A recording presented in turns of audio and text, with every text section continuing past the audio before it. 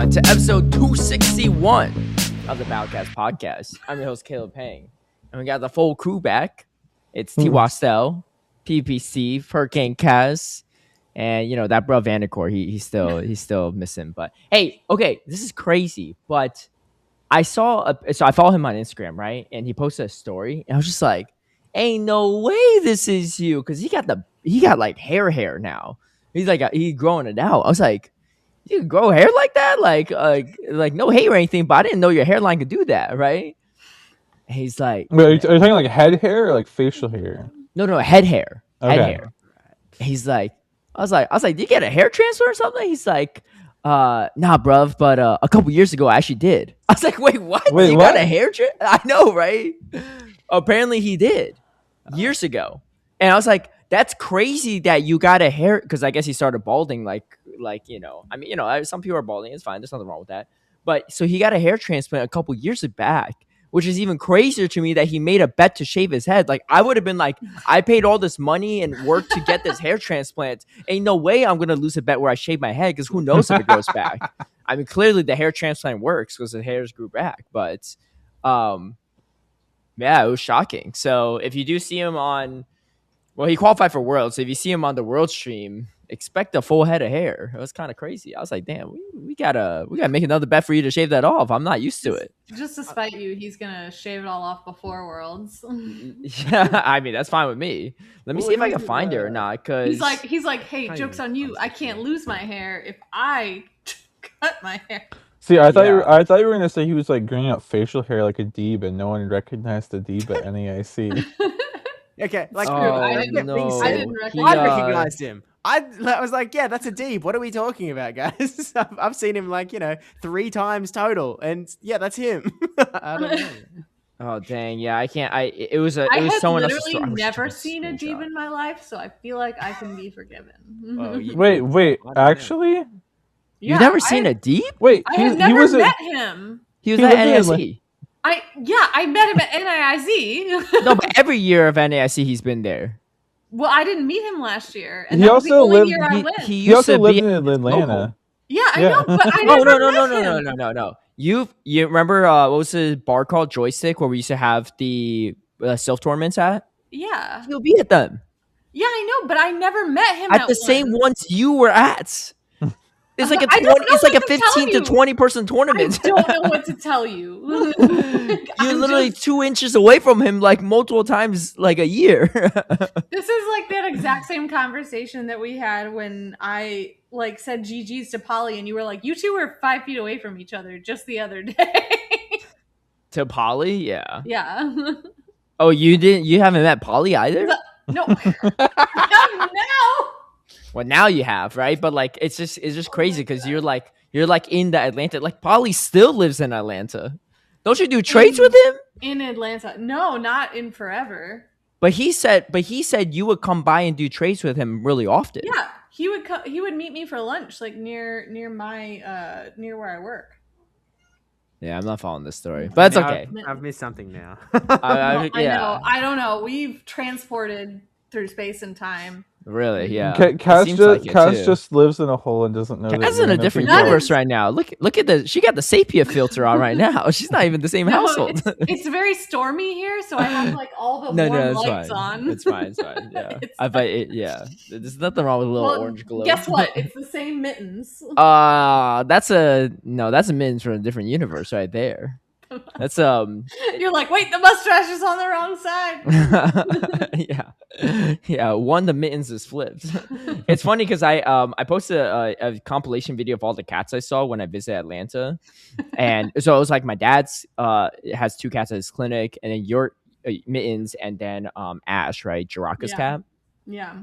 I did it in reverse order of what I meant. So I went with Jiraka's cat, then mittens, then my dad's cats. And in the background of the Draka cat video, you'll be like, yeah, my cat is so much shyer than this, right? And then right after you say that, it transitions to your cats, and it just Mittens being a little shy boy. Yeah, just him being a little like, hey. Yeah. He cuddle up a little bit. He'll give me a little nudge. It takes him a second to warm up. But yeah, Draka's cat, though, Ash, oh my God.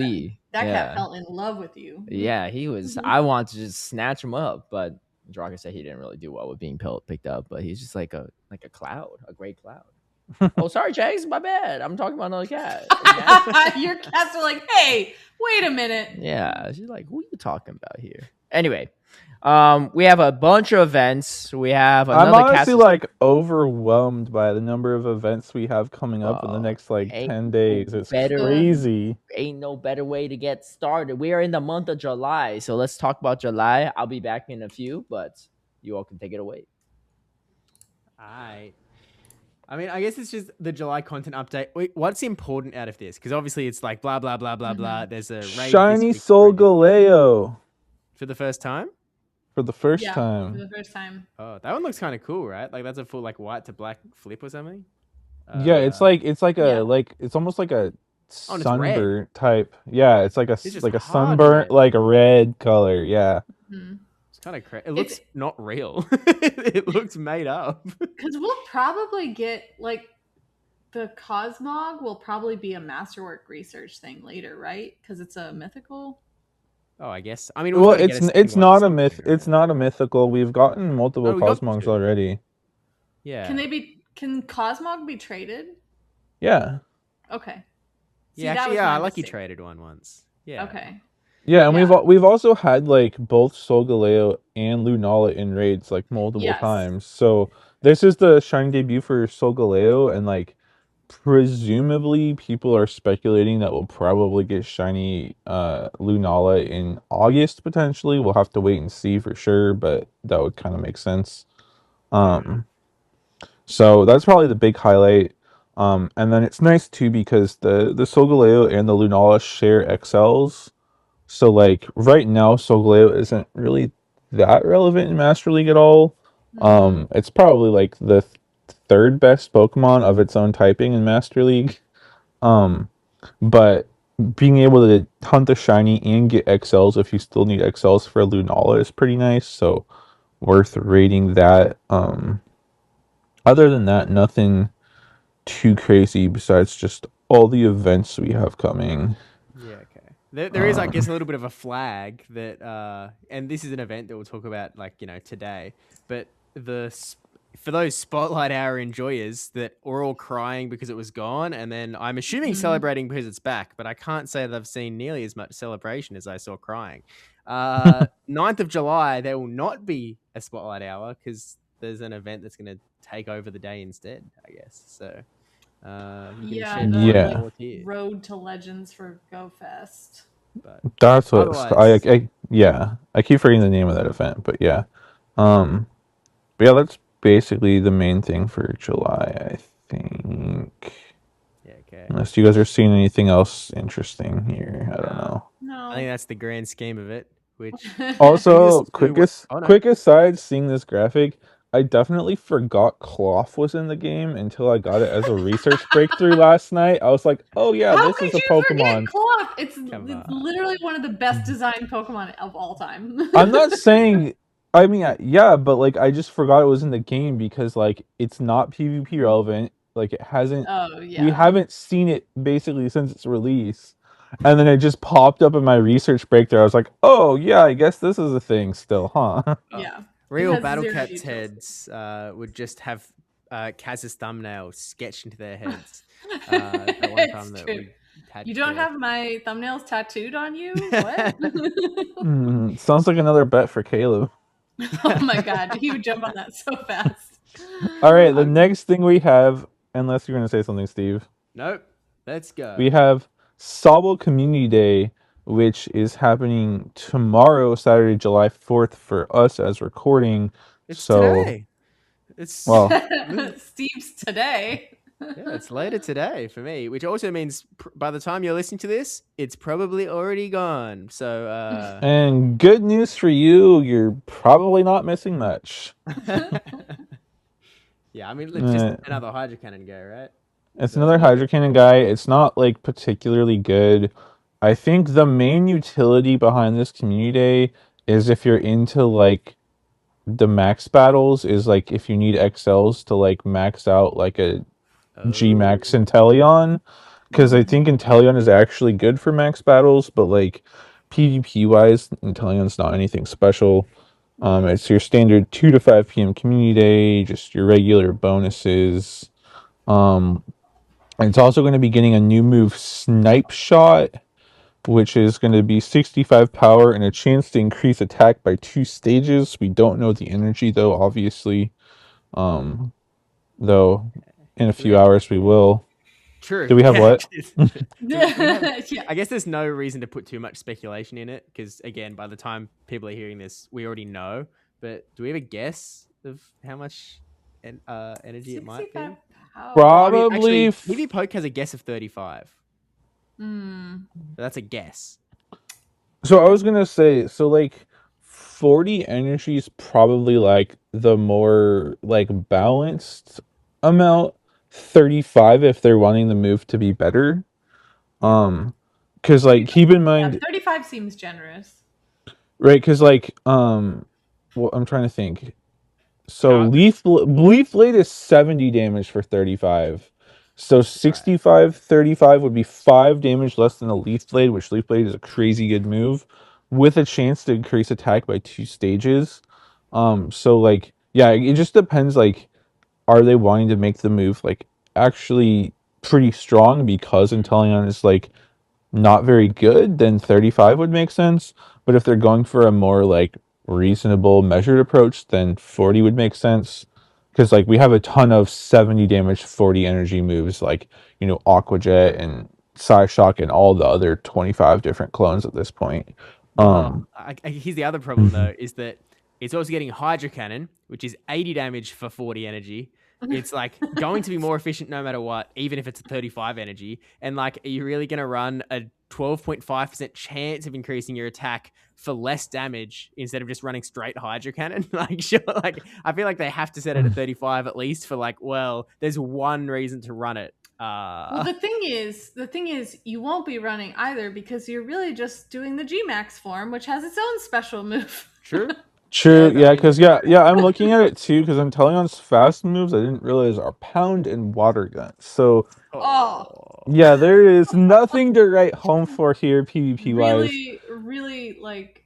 Painful. It's also crazy squishy in Great League. Like we're talking, it's like barely bulkier than a Gengar in Great League. So, yeah, PvP wise, yikes. This is so skippable. Okay. And also, again, the big event bonus is quarter egg hatch distance. So if you just happen to be playing Pokemon Go from 2 p.m. to 5 p.m. and you want to hatch some eggs, I guess you can do that. Right. Well, the one other thing, though, as we transition into the next event that I believe is overlapping with it, is we have this 10th anniversary party event, which is also starting Saturday, July 4th at 10 a.m. and goes till Monday, July 6th at 8 p.m. And that event comes with 4 times XP for catching Pokemon and 4 times Stardust for catching Pokemon. So while those aren't like actually technically community day bonuses, they will be active during the community day. So you're basically getting all the bonuses for Inteleon Community Day because you have the quarter egg distance and the catch XP and the catch Stardust. It's almost like they knew how skippable Sobble like a community day was, and they were like, except what if we give you more things? Come on, guys, you know you want to gobble up some Sobble. Let's go. But yeah, so we have those, and then it says we're getting a new so we're getting a new costume Gimme Ghoul, a Gimme Ghoul holding a 10th anniversary coin. Of course. And it can be shiny eligible. It must be hard to see. Like, it's so small already, and I'm looking at the blown up graphic, and the 10 is so small on the coin. Impossible. Like, there's just no way. Outside of, like, you just knowing in your heart of hearts that it's a costume Pokemon. Like, right. So, I don't know for sure, but the last time we had a costume Gimme Ghoul, it also had a background, so it was like a 2-for-1 combo thing. Yeah. So there's a chance they'll do that again. But the only bummer with that was that one was not evolvable, and I'm guessing this one won't be evolvable either, which makes it a little less exciting. But keep in mind, The gimme wait. Waiting. Yeah, the Gimme Ghoul with the background is going to be active until Friday, July 31st. So while this 10th anniversary event only goes through Monday, so you only have, the 4 times Stardust and stuff through Monday, you will be able to get the costume Gimme Ghoul all the way through the end of July. So if that's something you're interested in, you have a lot more time. That's actually pretty nice, like for them to give extra time to, Well, all those collector grinders out there. Well, not only that, but it's nice that there's more time because again, we're literally about to hit like a week and a half period, actually maybe 2 weeks, where it's just like event on top of event on top of event. So you might not have like the time or energy just this second to go grinding Gimme Ghoul, but it means you can do it after like the Go Fest, and there's even some, we'll cover it in a week or two later, but there's some like whole costume Pikachu event happening right after Go Fest. So it's like once you get through some of that, you still have time to get the Gimme Ghoul if that's what you're interested in. There is a paid timed research for this anniversary event that gives you an encounter with Gimme Ghoul holding the coin. So like if you just want to skip the whole like process of catching any Gimme Ghoul yourself, like you can just get the research. That one will be gone at the end of the event. So like if you do want your special Gimme Ghoul, like no strings attached, you can do that, but you do have to finish that one prior to Monday, July 6th at 8 p.m. Right, good call out. It does like say confirmed that like a regular Gimme Ghoul with a coin may have a special background, but the one in the research will have the special background. Yes. But also like, you're gonna have to, obviously this is all through the coin bag thingo, so you're gonna have to find someone with a Nintendo Switch and they can give you the stuff, which I don't have one, so I'm gonna have to go hunting to get a coin bag, I guess. Australia's #1 grinder, not prepared for Gimme Ghoul. I'm too busy grinding Pokemon Go. I don't got time to grind a different Pokemon game. Come on. We also have during the event you'll be able to evolve Venusaur, Charizard, and Blastoise for their moves Frenzy Plant, Blast Burn, Hydro Cannon. So I think a lot of people are probably set on those, but if you're not, this is a good time to evolve those, save an Elite TM. Because I know some people are pretty low on Elite TMs right now. So keep that in mind if you have a regular or a shadow of any of those that you've been wanting to evolve. Especially now that you can evolve those ones with the Pikachu visor. I know that everyone's going to be... Or is it just the Bulbasaurs that you can evolve with the Pikachu visor now? Or is it all of them? Is it the visor? I mean, I know they allowed you to... Where is it? Was that this event or did it say it like, in a different event? No, that was in like an event like this last month. Like that was in June. I can't keep track. There's... And you can... the green screen's taking it out, but you can evolve them. Oh, it's like taking all of it out. This green screen's too good. It's actually can you evolve all three of them? Okay, let me check. I think you can. I feel like you can. Oh, whoa, yeah. Charmander. Oh, wait, there's one. Yeah, you can do all of them now. So okay. You can get those guys with the special moves. If you already evolved it in advance, I guess unlucky. Should have shown some patience, guy. That's on you. The only other two features of this event are one, in the wild, there's going to be Pikachu with a cake hat, Eevee with a party hat, Wurmple with a party hat, and more, which I guess is just saying that there are more than 3 spawns this entire event. Wow. Wait, Steve, tell us what what time is it for you? Is it 10 a.m. yet? It's 5:30 in the morning, dog. We are nowhere close. No. Also, Squirtle with the Pikachu not able to evolve. Oh. I don't know how to make it. Really? Wait, Steve, why did you tell us it could? Why are you lying to me from the future? I checked 2 out of 3 and thought that was pretty good. That's crazy. Wait, you can't do Squirtle. What the heck? Yeah. Why? Okay. I don't know.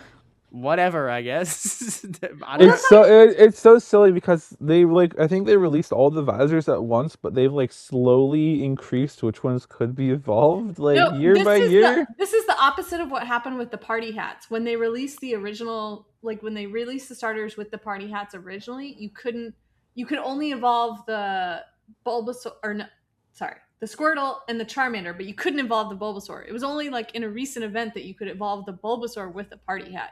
And I know that because I just did it not too long ago. Maybe that's what Steve was thinking of. I don't know. It's so hard to keep track of all these costume Pokemon and what can and can't evolve. I know. I'm just like, just give me the sillies. Like, honestly, it feels like a goof to me. Like, this doesn't make sense.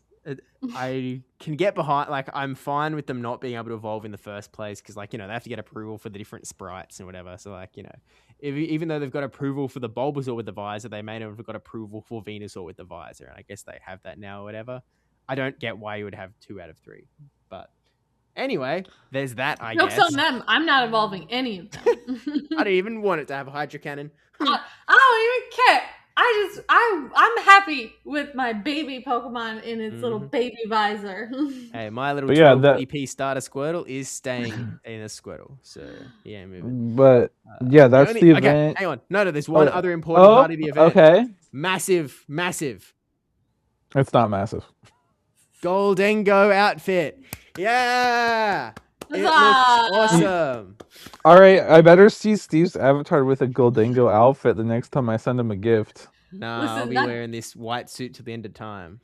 That jumpsuit, the Goldengo jumpsuit, is actually pretty sick. I don't love the little backpack. I feel like it's sticking out really far. It is pretty big. But yeah, 4 times Stardust is probably the biggest selling point of the event. And then all the costumes, if you like hunting the costumes. Yeah. And then we have, in my opinion, one of the craziest events we've ever seen in Pokemon Go.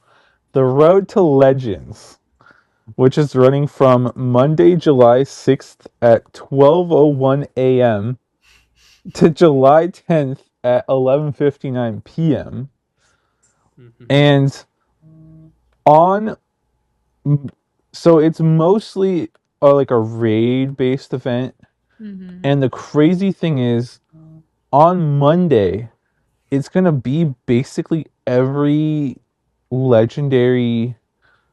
almost every legendary, Ultra Beast, and raidable mythical is going to be in raids on Monday. Wait, no, it's not all of them. It's only Articuno, Zapdos, Moltres, Raikou, Entei, Suicune, Lugia, Ho-Oh, Regirock, Regice, Registeel, Latias, Latios, Kyogre, Groudon, Rayquaza, Attack Form Deoxys, Defense Form Deoxys, Normal Form Deoxys, Speed Form Deoxys, Uxie, Asia Pacific, Mesprit, Europe, Middle East, Africa, India, Azov, American, Greenland, Origin Form Dialga, Origin Form Palkia, Dialga, Palkia, Heatran, Regigigas, Altered Form Giratina, Origin Form Giratina, Cresselia, Darkrai, Cobalion, Terrakion, Virizion, Incarnate Form Tornadus, Therian Form Tornadus, Incarnate Form Thunderous, Therian Form Thunderous, Reshiram, Zekrom, Incarnate Form Landorus, Therian Form Landorus, out of order for some reason, Kyurem, Genesect, Burn Drive Genesect, Chill Drive Genesect, Douse Drive Genesect, Shock Drive Genesect, Xerneas Yveltal, Tapu Koko, Tapu Lele, Tapu Bulu, Tapu Fini, Solgaleo, Lunala, Nihilego, Buzzwole in the Americas and Greenland, Pheromosa, Europe, the Middle East, Africa, and India, Xurkitree, Asia Pacific, Celesteela, Southern Hemisphere, Kartana, Northern Hemisphere, Guzzlord, Necrozma, Stakataka, Eastern Hemisphere, Viscephalon, Western Hemisphere, Hero of Many Battles, Zacian, Hero of Many Battles, Amazenta, Regieleki, Regidrago, Incarnate Form Anonymous, Therian Form Anonymous. Mega Raids, there's also Mega Salamence. So that's not all of them. We need a new Poke Rap. All right, Steve, what's missing? Well,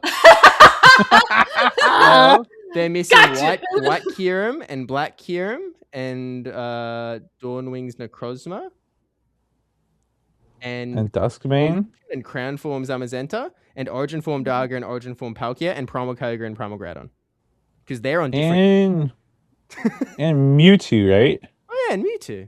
Yeah, that Mewtwo and armored Mewtwo.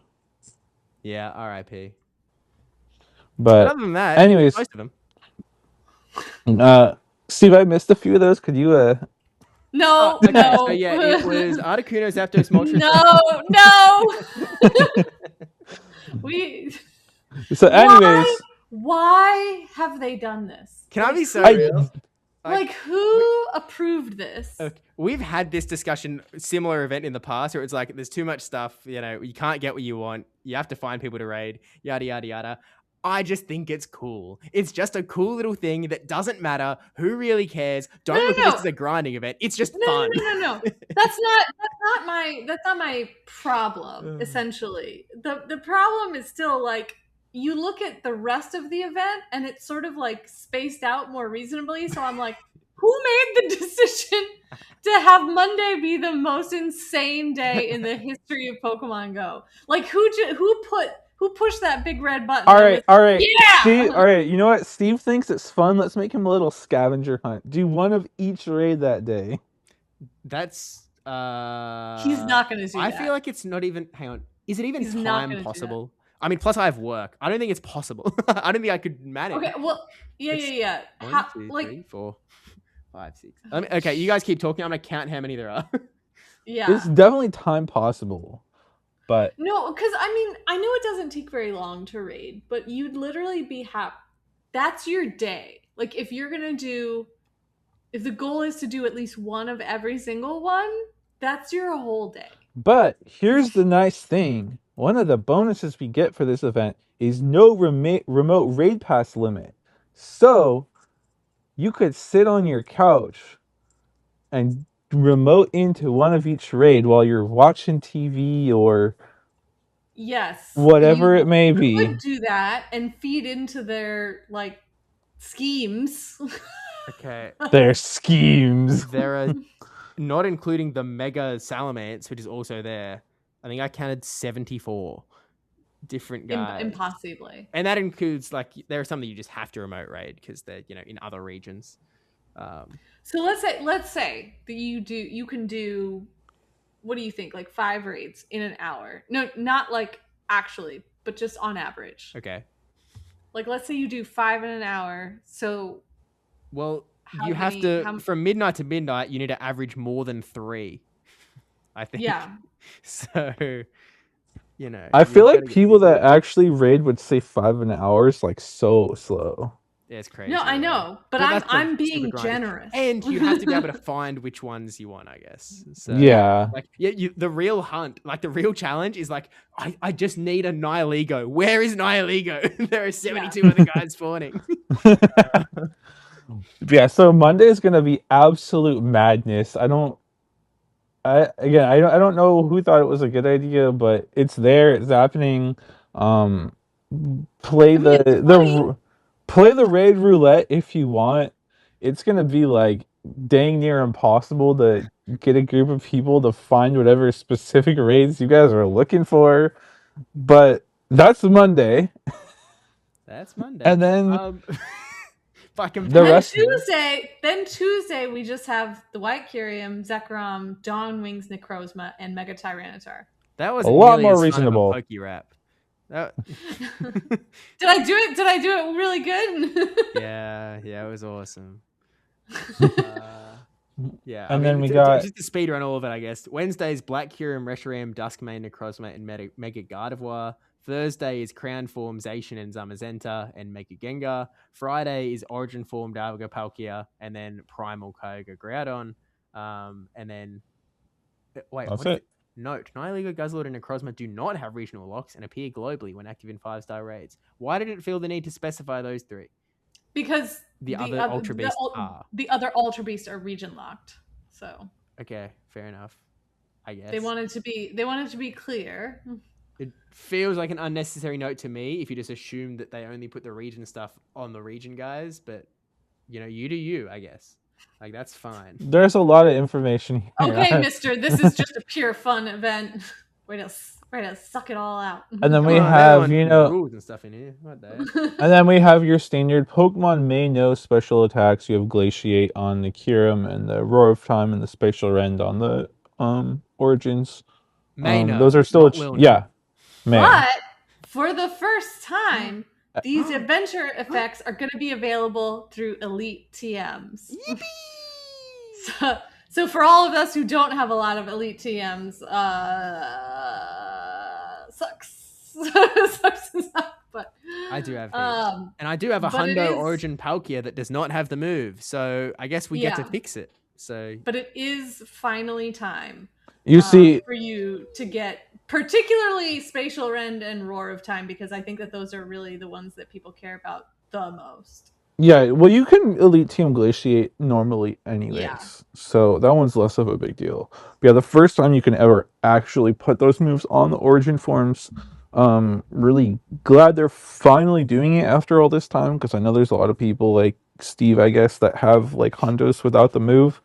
I With was all those exci- XLs he's gonna power up them with, right? right. Yikes! Hey, Actually, yeah, Steve, Listen, you, one step at a time, okay? you know, Steve. Good news. On Monday, you might be able to find some in raids to do. That's actually that'd just be regular Palkia. The Origin form Palkia was on a different day. Well, it shares the same XLs. It does, but it's probably going to be easy to do Friday when it's only 4 guys in raids, I guess. How many XLs do I have? I have 115 XLs. That's like heaps. Hey, No, that's not Steve, bad. Origin form is on Monday as well, and the regular. What? You literally read it. That's crazy. Why? He is read there 74 twice? names, Tristan. Yeah, that's just- crazy.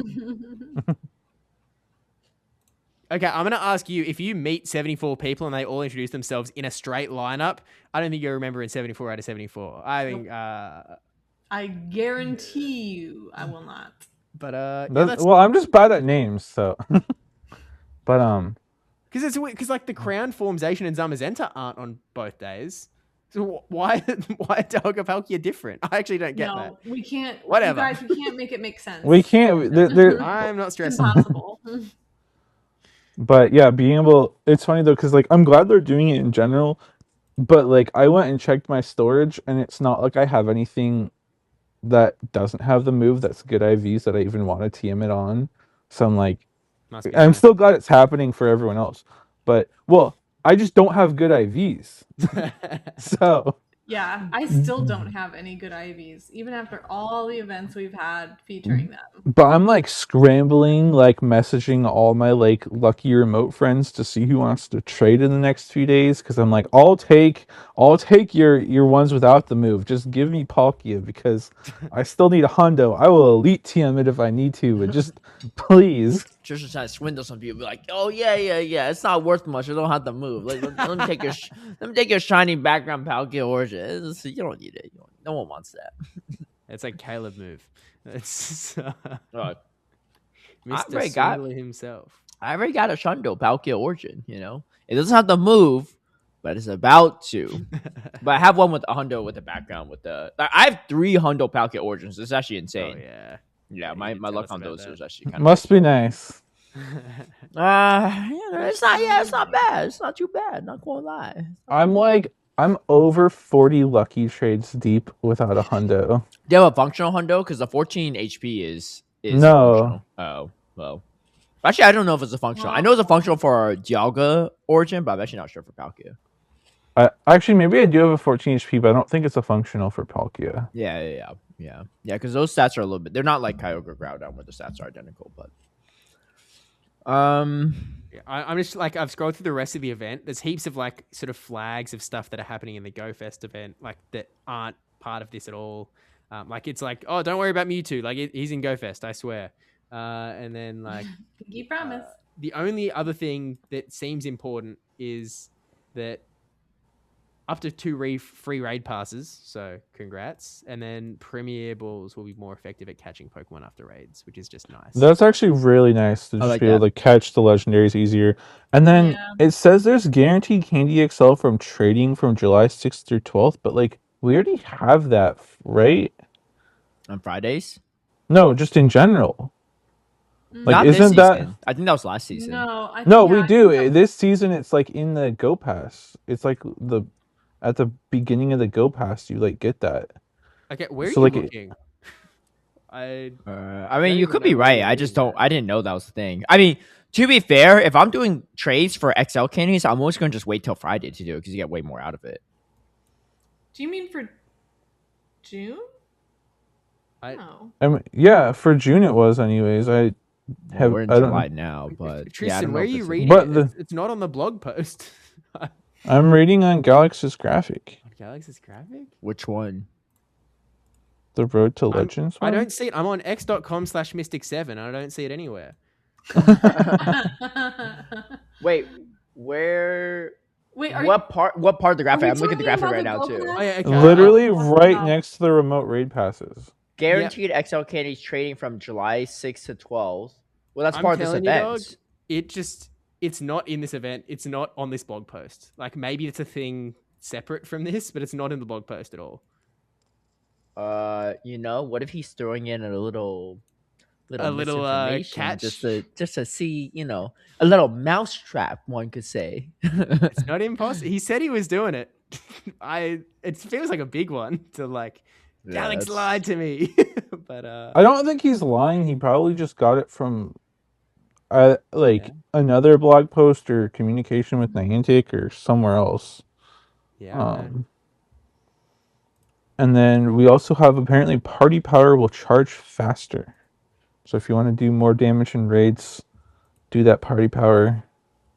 It does make a difference if you're in smaller groups for sure. Yeah. Especially if you can only get 3 people to do your Tapu Lele raid. Doesn't quite work when you try to solo something, You might be able to party with yourself, but don't do much. And then there are actually like a few interesting things in the eggs, it looks like. In the 5Ks, it's going to be all the visors for the like Bulbasaur, Charmander, Squirtle, as well as Heracross and Mime Jr., I guess. And then the 10Ks are going to have like Tropius and Don't forget the Larvesta. Sure. Do you remember when people were spending buckets of money trying to hatch one of those? Well, the Larvesta's in the 2, 5, and 10Ks. If you're I know, looking back for in the that. day, like 20 years know. ago. Now it's just Yeah, like, it's whatever. I was spending heaps of Buffalon- money, but at Worlds 23, when I was trying to finish my Pokedex at Worlds, I was hatching mad eggs trying to get Larvesta candy. But that was just like, Oh yeah, because it's 400. They were in my account. Like I didn't buy any. Yeah. And Buffalon is also in the 10K eggs, it looks like. So a couple of regionals in the eggs as well for this event. Cool. I think that's mostly it besides the Go Pass. Yeah. Which is gonna be all the same. Well, and then of course you get so part of this Go Pass, you get the Lucky Trinket, which is always nice, but again, there's always a deadline when you have to use it, so use it when you can. It's easier now that there's remote trading, because we didn't have that initially, right? So when Lucky Trinkets first came into existence. So now you can really send anyone that you're already like a forever friend with. And yeah, you already have a remote thing with, yeah. Well, we also have the bottle cap in the Go Pass. That's true. The bottle cap is big, $20. Paid, yeah. I mean, Global Go Fest is free this year, so you could at least dish out money on this if you like. I would recommend, if you're the Master League persuasion, to spend it on a shiny Keldeo or just a regular Keldeo, because Keldeo with Secret Sword is busted, and you can't rate them obviously. So like, I always recommend spending it on like a mythical. Like, I think people can spend on their Zygarde if you want, but the thing with Zygarde is it's going to come into rates eventually. I feel like it's a legendary. You should be able to trade them eventually too, right? So like, that's why I'll never spend on an Urshifu either, because I was like, you can trade them, So I think the thing too with Zygarde is, with both of those, so Zygarde does have a Mega now. Yeah. So somehow they're gonna have to give us Mega Zygarde. And then Urshifu, like we got the Dynamax Urshifus, but Urshifu has a Gmax form as well. So at some point they have to somehow give us Gmax Urshifu. So like there will theoretically be more of those coming down the pipeline. We have no idea when. It could be 5 years from now because forever game. But at some point we'll theoretically be getting them. Yeah, wait, so it looks like the Lucky Trinket is on the free side of the pass for this one. Yeah. That's kind of nice. Which is kind of nice. And then the $20 gets you the and this is the golden bottle cap, so it does all the stats. My recommendations, if you have a Keldeo that has like 15 on 2 stats and one that's not, then just save it for like a silver bottle cap, because we got a silver bottle cap last year. I assume we'll probably get another silver bottle cap sometime down the road. So. And then there's a few other nice bonuses in here. It says on the regular Go Pass, you can get a bonus increasing your link charge cap to 2,000 through Global Go Fest. As someone who has basically lived perpetually with that capped, is that a big deal? If you're trying to do like the mega raids, because like the normal cap is 600, which I've been sitting at for most of the time, but you run through those 600 pretty quick if you're using them for the mega raids. Granted, I think because it is Mega Mewtwo, so if you're trying to do a bunch of Mega Mewtwo, like 600 I think is only like 3 raids. I have 1,070. How are you over? Because I'm freaking awesome. I don't know. You must have got it from some type of like bonus. Probably from in-person Yeah, I'm at GoFest or 720. something. Fair enough. But how much it do you also- get per day? Because I remember like it's so unclear how you collect more. Like you said, open gifts. I open a bunch of gifts and I didn't get any additional ones, so I must have been capped on the day or something. Well, wait. How many did you have when you opened gifts, though? 0. Oh, So there must be some type of cap, right? I think so. I don't know because I got to 0 and I opened gifts and I got up to like maybe like was it like 40 or 50 or something. Like it's like a kind of low chance of getting it, Yeah. I think. And when you do it, you get like 10 I at didn't a get any. time. Yeah. So yeah, maybe there was a cap or maybe it was just bad luck. Probably more likely a cap, I guess. Yeah. And then you can also get them, I know, from doing like check-ins at like the like official meetups or whatever. And then you can also get them from the like the weekly challenges or whatever. Yeah. But again, like I'm almost always capped on them anyways, so I like you're not actually getting them from most weekly challenges if you're already capped because it's like we're not regularly doing like mega raids. Well, not only outside that, of- but you could only use it after your daily free pass has been used up. So you haven't used your orange pass yet, you have to use that up. Or if there's like an event where there's multiple orange passes you get per day, you gotta use all those up before you can tap into the link holder. So, Right. And so just keep that in mind. And then it looks like the free side of the pass comes with half egg hatch distance. As a bonus, you probably have to unlock it at some point throughout it. And then the premium one, it looks like is coming with 2 times hatch stardust, 2 times hatch candy, some candy XL, a Mewtwo with a special background, additional candy from completing 5-star raids, additional candy XL from completing 5-star and higher raids.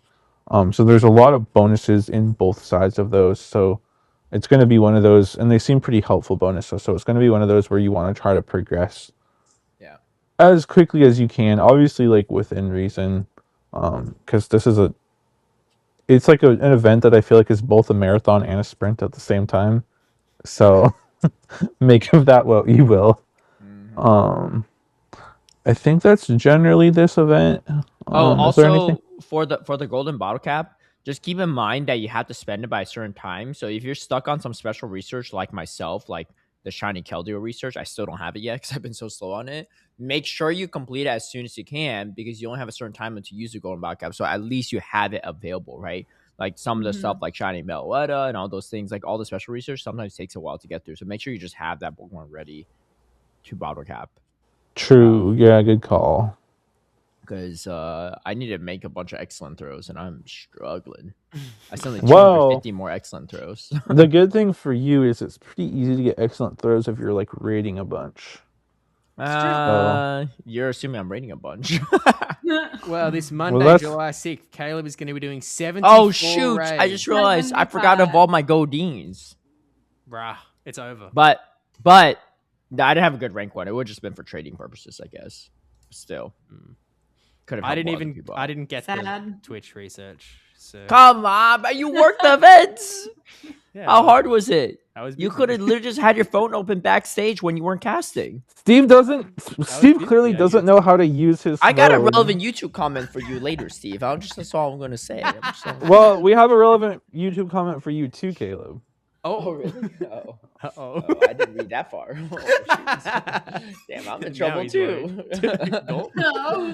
Shoot. All right, okay. Let's talk about the next event because we've hammered this one home for quite a while. The next event is, in fact, Global Go Fest, which is next Saturday and Sunday when Caleb's at a wedding. Yeah. I'm already linking up with some people from San Diego. Shout out Mipichu for the hookup. But I'm like, yo, what are you guys doing in San Diego? Because I need a grind. Like, I can't spend my day driving back to LA and then when I get home, there's nothing left. Saturday's already rough. I'm telling my dad, dude, okay, so the wedding is Saturday, right? Yeah. Sharing a hotel with my dad and my stepmom. And he decides to book the hotel for Saturday to Sunday. I'm like, bro, we driving into the wedding on Saturday morning? Like, why don't we just get there Friday night? Like, come on. Yeah. Yeah, I mean, depending what time is the wedding at? It's in the afternoon, but like I don't like. It's like, oh, it's okay. We can just get there at 2 p.m. I was like, no, I gotta get there soon because I need to play this event as much as I can. I'm driving around San Diego while you all are just chilling in the hotel if you want. You can wait in the hotel lobby if the room's not ready, but I need to do something. Dad, you here, don't right? understand. Yeah. You don't understand what's at stake. Yeah, so this Yeah. event is 10 a.m. to 7 p.m. each day. There's probably gonna be usually with these, like the raids start at like 5 a.m. though. It's just there's not all the spawns and stuff until 10 a.m. So if you're Caleb and you need those raids, you could start as early as 5 a.m. if you want. I mean, shoot, you know. Parents always saying how I sleep in. I'm not sleeping in around them, that's for sure. Peace. Catch you at the wedding. We don't even know. We only have types of spawns, right? Yeah, that's crazy. Yeah, so basically there's like different rotations that are like sets of 3 types, and so it covers all the types between Saturday and Sunday. But like we don't know, like, is it every single Pokemon in the game of that type is spawning during that hour, or is it like a select set? We don't know. We'll have to wait and see. But there's also exactly 74 of each that have been selected. You know, they did say Mewtwo caught from Super Mega Raids will be more likely to have high IVs. That's actually kind of good. What does that mean though? What's the floor at? Like 11s or 12s? It's either 11s or 12s. I bet they wouldn't. I don't think they'd go higher than that. That's still not bad though. That still cuts down your odds pretty significantly. Because wait, is it like the in-person Go Fest where if you catch these, they already have the first level unlocked, first Mega? I believe so. Okay. Yes. Because that would be nicer, and that would honestly incentivize you to raid more. I think it increases the hundo chance by like 4 times or something. Because you just take because even if you up it by just 1, like it's not bad. It's for sure. Yeah, that's pretty big. Yeah, because again, like we've said, it's been a while, but to like Mega Mewtwo you already have is how much energy is it? Like 7,000 or something? 7,500 maybe. Yeah, that sounds about right. So, like, just increasing that chance of getting a hundo that already has that first level unlocked is pretty big, because then you don't have to spend that 7,500 energy, because you presumably also want to get enough energy to Mega for it, and you need separate energy for the Mewtwo X and the Mewtwo Y. So, there's a lot of grindage going on here. But yeah, I'll be curious to see how they do the spawns, especially with like dual types. Like if you have like a Azumarill, for example, is that going to be spawning in both the water and the fairy typing hours, or just one? Like it'll be interesting to see what they do with that. That's like a big question mark that we have right now. I have a guess. Yes. Thank you. Next question. Yes. Yeah. Oh, the other good news is if you missed one of those 74 raids on Monday, they're all happening throughout the weekend as well. Yes. Phew. Steve says as he's gonna do less raids than he just said yeses. 0. Hey, I'll probably do a couple during GoFest. Come on. I hear someone needs Kyogre XLs. Well, let's see. What hour is that? That's going to be 4 p.m. to 7 p.m. on Saturday. So catch me then, I guess. Yeah, so the one thing that changed, because I know we talked about this like a while back, about like how there's like a jillion things on raids during GoFest, which then they went up to with the Monday prior. But while there is still a lot of raids each day, especially on the Saturday, they at least did sort of break the raids out based on these like different hours, or like I guess they're not hours, they're like 3-hour blocks. But so instead of it being like a total crapshoot of like 40 things throughout the day, it's 40 things throughout the day broken up into 3 different segments at least, which makes it a little easier to like try to target certain things. Again, there's so many things in raids, I don't think we'll like read out what's what, but just like check the check like Galaxy's graphic, for example, to see what hours if you're trying to hunt specific things in terms of raid bosses. Read them. I mean, if you want to, go for it. Nah, we've been there, done that. But the only other, I guess, bit that we haven't mentioned is really important, and it's that in 1-star raids you have the Pikachu with all of the team hats. You need all the team hats. Let's go. Can you evolve them? Probably not. Sure can't. And also, those hats look pretty underwhelming. Not gonna lie. Oh my gosh, everyone's a critic. Yeah. Oh, you think those hats look good? Oh my god. so you're right. Everyone is a critic. Yeah, Steve's a critic. No, I think they're fine. I don't care. Like, they're whatever. It's a Pikachu costume. It's a Pikachu with a hat, man. Like, what do you want? Like, the bar ain't that high. we ain't 10 Mona Lisas out here. He's got a cap on. Pikachu wearing everything. Okay, it starts at 10. The wedding's at 4. I could probably grind for a couple hours before I had to head back to the hotel. He's still plotting. Calculate it out. You know, I gotta do some Mewtwo X too. Come on now. At least it's the least important one, I guess.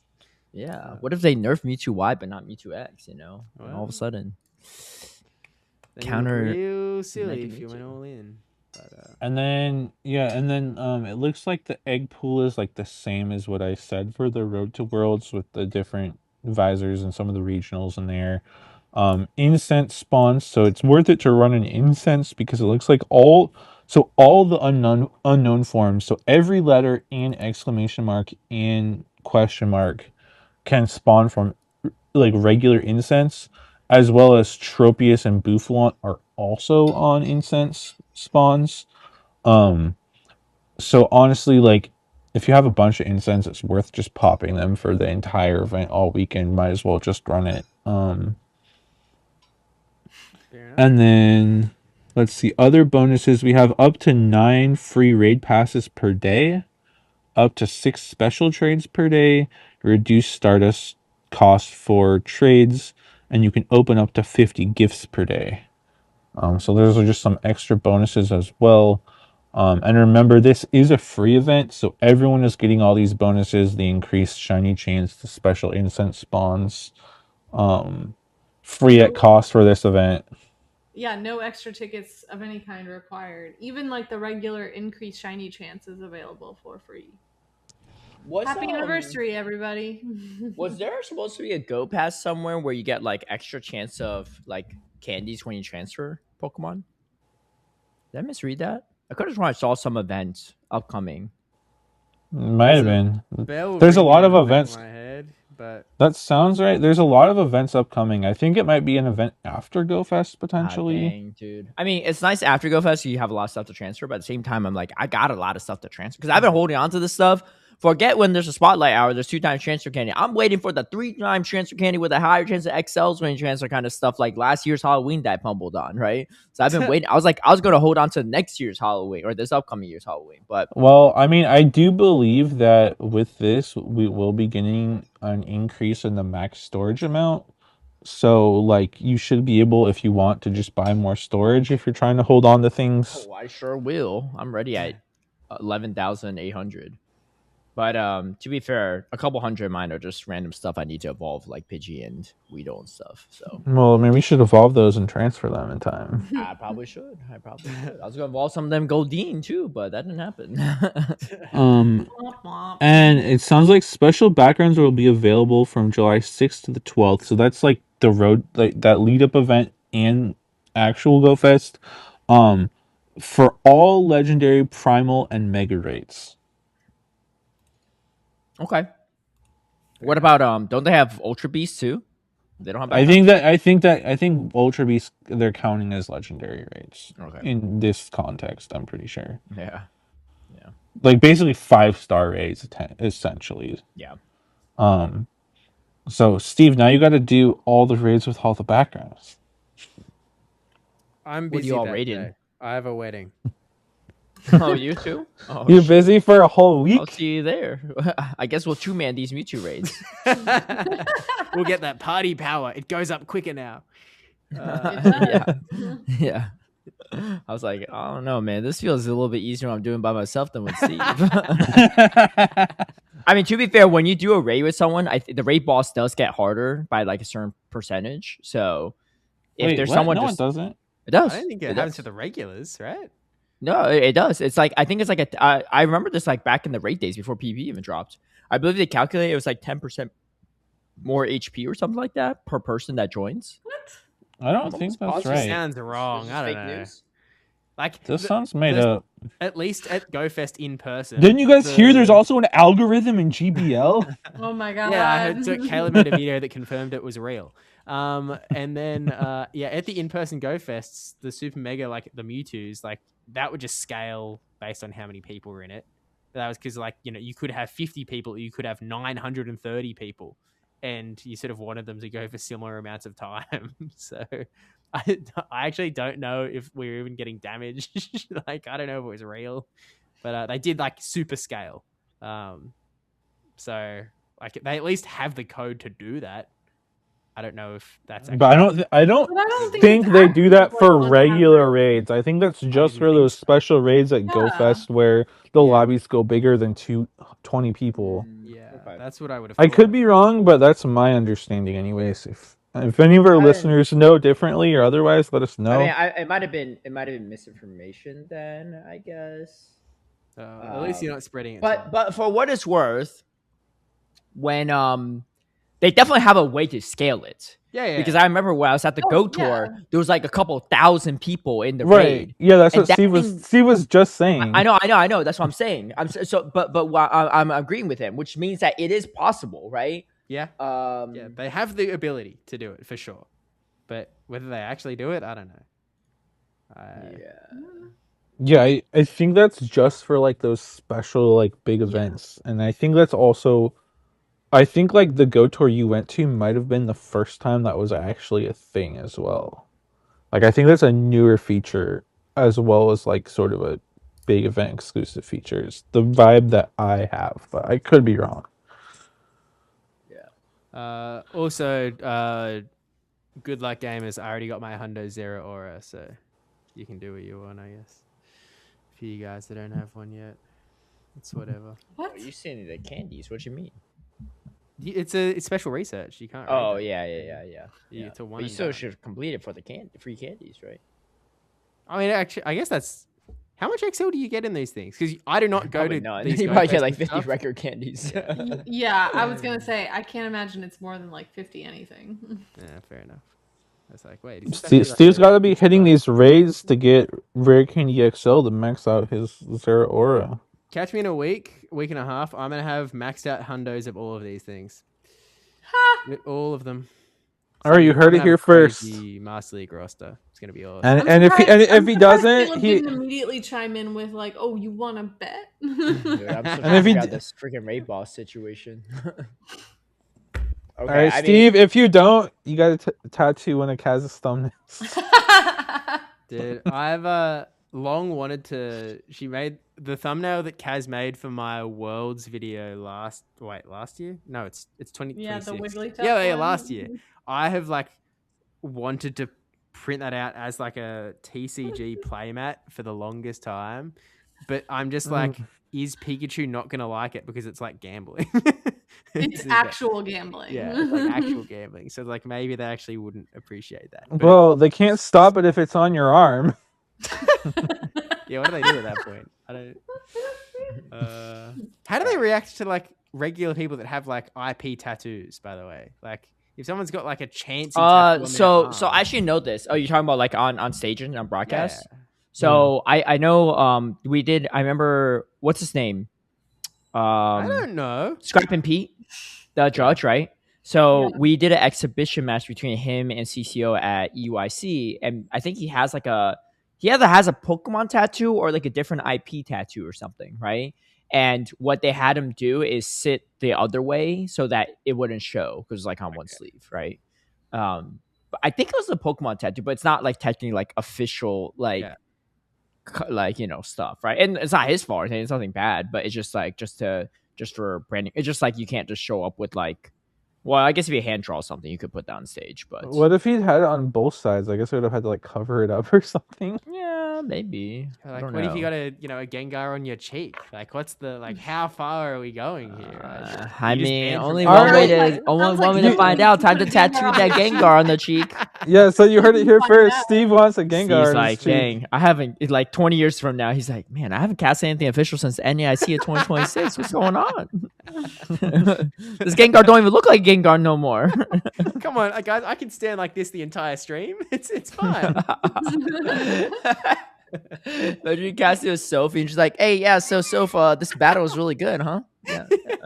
Yeah, constantly. I'm enamored. I'm just locked into the eyes of Soph. It's eye contact all the time. I can't see. You like some people have like a good side and a bad side for their face. You're like, you have the good side and then the prohibited side, right? Not many The people one- can ban half of their face from broadcast. Yeah, I don't know how strict they are, right? Because obviously, like with the Scrap and Pete situation, was easy because they're just on one side, so they just like have them sit on the other side, and it's fine. Like just turn it a different way. But like I don't know if they're really that stringent. Like if a player really has like a bunch of Pokemon tattoos, you're not going to let him play on stage. Like I don't know. Like they don't have like long sleeve shirts in the back, right? They have like short sleeve shirts, but well, they can't. You can't be banned from playing for having tattoos, right? So like, there's a starting point, and if you're so good that you're like, winning the world championships, you're gonna get on stage no matter what. And so, or if you're just doing well at a regional, you eventually get on stage. Yeah. So like, there's a level of like, if you've got a tattoo on your face and you're going to be like, if you're forcing production to put you on, They stage, might just put like tape over it. Or I don't know. something. I don't know. Pokemon's in the business true. of getting tattoos, but he does make a lot of stage appearances. So That's true. They might just put some kind of like body tape over it. they really might, because they tape over, like if you're wearing a hat with a logo, they just put a piece of black tape on. Yeah, it, right? I could see them just doing that. That's crazy. Think how goofy you just have like tape on your face. Like, You know, those people have like body modifications where they make themselves look like a tiger or whatever, right? Stuff like that. What if someone did a body modification that looked like a Gyarados, right? And it's like, we can't cover up the entire face, right? Like the entire body. Caleb's over here talking about becoming Gyarados. Yeah. It's been a long time. Yeah. it is his favorite What's my Pokemon. favorite Pokemon, Kaz? You better get this right.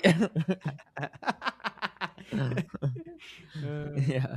I'm my favorite Pokemon. Okay. Well, anyways, I think the last just quick shout out for GoFest is like if you're trying to figure out where to play, it is worth like looking at what community ambassador meetups might be near you, because not everyone but a lot of ambassadors these days have these new things called like playgrounds, which have like a lot of extra stops and gyms. Okay. So I've heard from a lot of people that like the community ambassador spots end up being like way better spots in terms of rating, because a lot of them end up having like a high concentration of gyms. So again, that's not going to apply to like everywhere, but for a lot of places I've heard like those are a good shout in terms of like doing these like raid focused events. And then also go on, Kaz. Also several like actual community like sponsored locations like all over the world. I know there's one going on in Atlanta. Are you going to it? Yeah, I'm gonna be in the PvP lounge teaching fools how to PvP. Oh, heck yeah. I had Atlanta probably a community ambassador now reach out to me asking if I was going to be in Atlanta during that weekend. I was like, this was back before NEIC, when I was visiting Atlanta. I was like, no, but I'll be in Atlanta tomorrow. He's like, oh no, we have this activation thing. I was like, oh, I won't be around for that. But yeah, Kaz is right. There are a handful of them like around the world. I don't remember all the locations, but I think there's one in like Vancouver. I think there's. I have the link pulled up. It's San Francisco, California, Dallas, Fort Worth, Texas, New York City, New York, Atlanta, Georgia, Vancouver, Canada, and in Europe there is Hamburg, Germany, Barcelona, Spain, Bordeaux, France, Warsaw, Poland, Edinburgh, United Kingdom, Antwerp, Belgium. And in Latin America, we have Sao Paulo, Brazil, Santiago, Chile, Puebla, Mexico, Lima, Peru. And in the Asia Pacific region, we have Seoul, Korea, Taipei, Taiwan, Tokyo, Japan, Miyagi, Japan, Jakarta, Indonesia, Kuala Lumpur, Malaysia, Bengaluru, India, Mumbai, India, New Delhi, India, Bangkok, Thailand, and Melbourne, Australia. Yo! Australia. I'm just going to be there? That Tristan didn't ask me to rattle off 50 cities in a row, but I didn't ask anyone to rattle off anything. I know. Steve just did it. Steve, what do you mean? It was Kaz that did it. What do you mean? No, Steve did the Pokemon list earlier for all the raids on Monday. Oh, yes. All 70 something of them. If anyone goes from our listeners, curious to hear your experience from it, so feel free to drop it down below. I'm sure. Steve, are you going to be at the Melbourne? No, I will not be there. You think he plays his game? Yeah. I'm not gonna fly to Melbourne for this. It's like I don't know. It's not gonna be like How long of a flight is it? I thought you could drive to Melbourne. It's like an hour and a half, 2-hour flight or something like that. Like it's a How long of a drive is it? Drive. I don't know, like probably 10 hours or something. 10. Oh, 10 is actually kind of wild. I was like, it was like 5 or less. Like that's not too bad. 10 hours 39 minutes. So nah, I will not be there.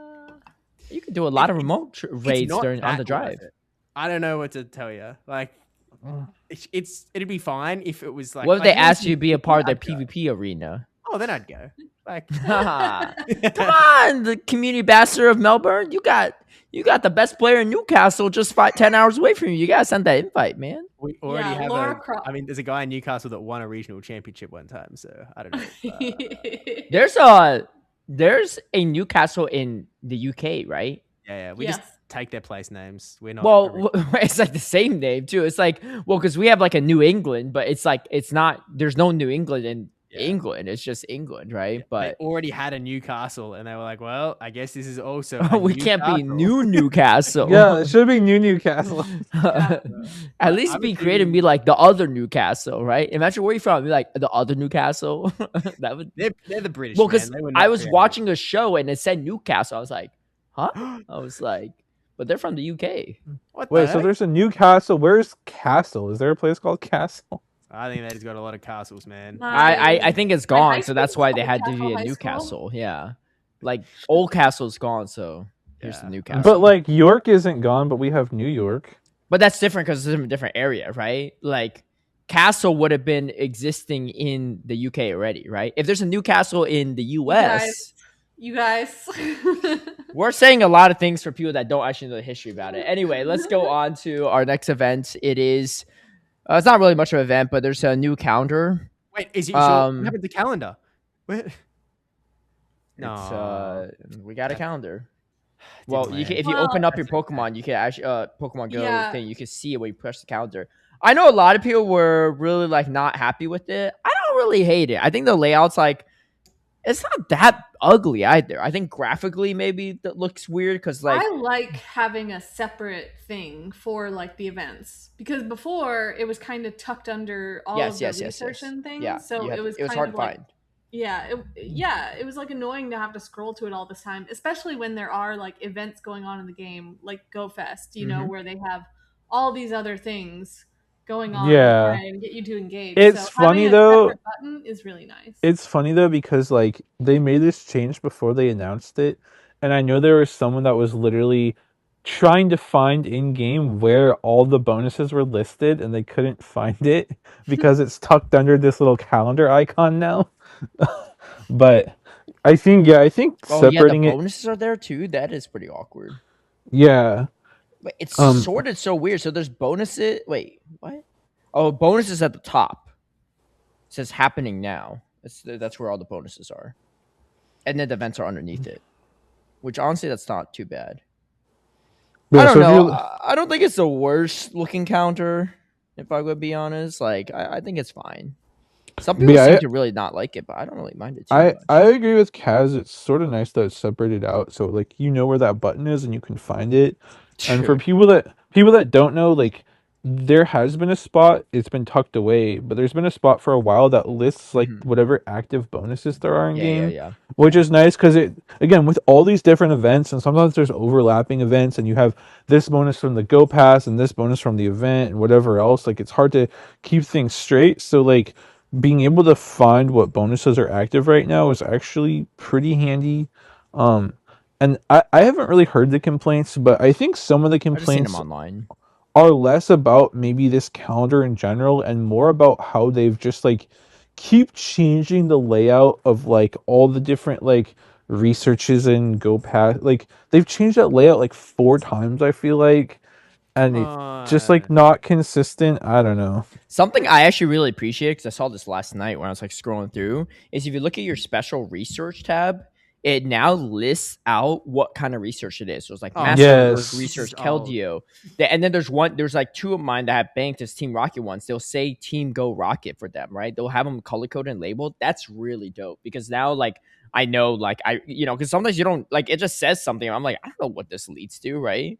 Some of them still just says event for whatever reason, but Caleb, hard agree with you, but this is not new. This is how long has those labels been around for? a while ago. It can't have been that long. Not everyone plays the game as hard as you, Steve. Apparently. True. How do I even search? I don't know. I don't know. Anyway, what I will say is that the downside of that, calendar is that if you scroll to the very bottom after scrolling for like a solid like 2 minutes, you'll find that it says, I'm doing it right now. Actually, join a meetup. Ain't no way anyone's scrolling down 2 minutes to join a meetup. They're not going to see that join a meetup button for like forever, right? Like that should be like at the very top. I feel like I don't know how many people plan on joining meetups, but like for that to be at the very bottom, like that's just. It is a lot to scroll through, I will say that. But you could collapse them. So I'm probably going to collapse all the Go About Thursdays and Friendship Fridays because those are always the same, right? Spotlight hour is kind of fine. Does it say the bonus on the Spotlight hour?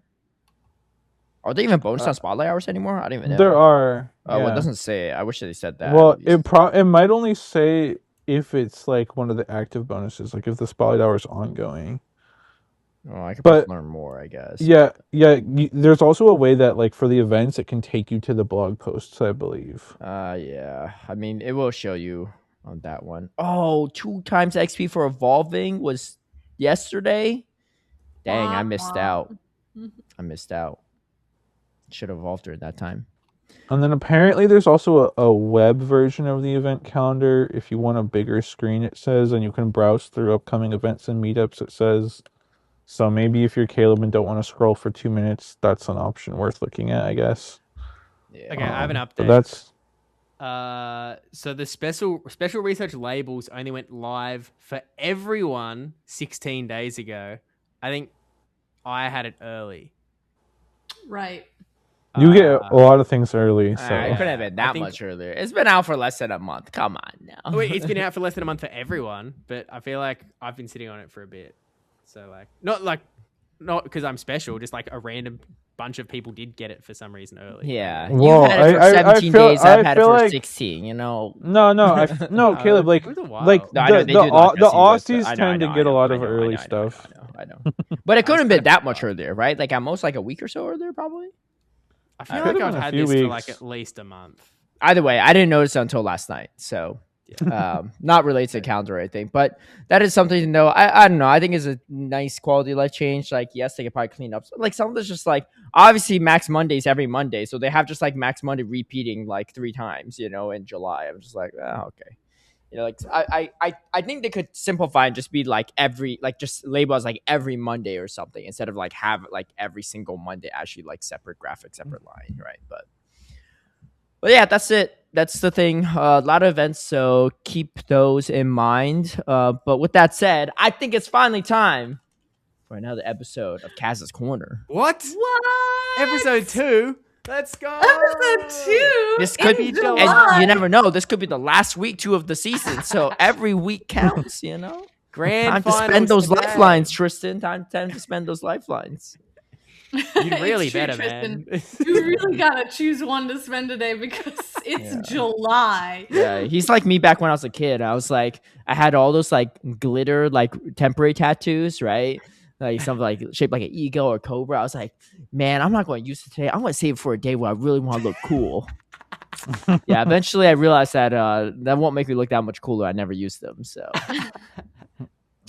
but all right, take it away, Kaz. Okay, so we finally do have our Sobble Community Day, and we have actually talked about Sobble before. So we're going to focus on the evolution Inteleon, who is the spy Pokemon, right? Okay. Yeah. And as a spy Pokemon, Inteleon has many hidden capabilities, one of which involves a membrane on its back. What does it use this membrane for? I got this. Yes, you can look up a photo. But I'll do that anyway. Just in case. I want to change my answer, but I don't think I will. I could be It's a way off, but membrane I'm on its back? Tristan, do you want to use a lifeline? What's the membrane look like? I'm looking it up first. Is the membrane the cape thing it has? Hey, no hints. What the heck?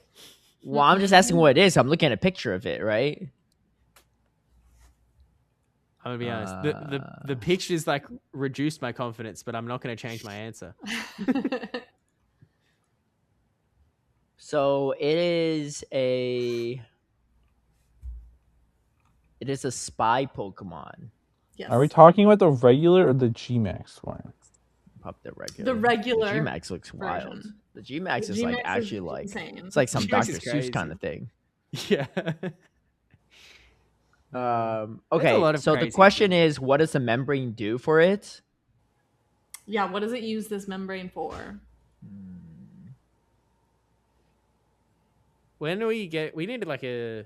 Well, actually, I was gonna say we need like a Kaz's Corner. You know. But you know, the investment only goes so far if we've got 2 episodes a year. It's true. You get that on the big jobs, The- though. I'm still waiting to hear if Tristan wants to use one of his lifelines. Oh, because- yeah. I'm still wait. deciding. Okay. You've got. I got like, something. You've got to pick one of them. You just have to. It's- the gamble on how many opportunities you have left is a crazy one.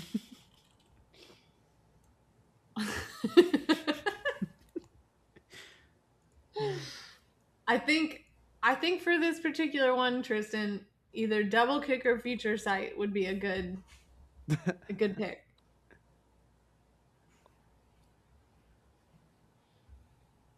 So. All right. Mine's kind of a shot in the dark, but I'm ready.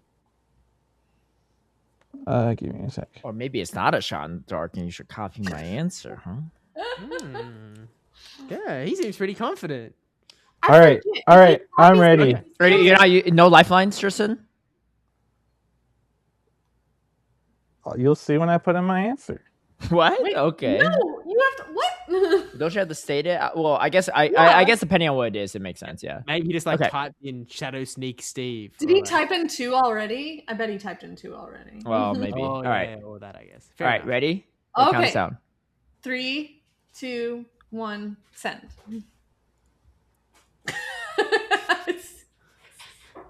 Yeah, I get that.